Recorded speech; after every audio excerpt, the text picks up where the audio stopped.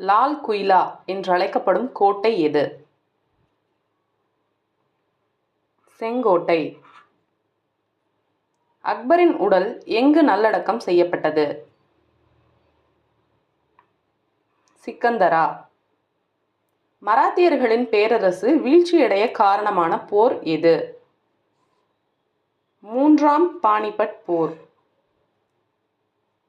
ஜுனாகத் பாறை கல்வெட்டு மற்றும் முத்ர ராட்சசம் யாருடைய புகழை குறிக்கின்றன? சந்திரகுப்தர். இபன் பதூதா டேஷ் நாட்டு பயணி? மொராக்கோ. குமார சம்பவம் நூலை எழுதியவர்? காளிதாசர். ஹரப்பா ஒரு நகர நாகரிகம் ஆகும்.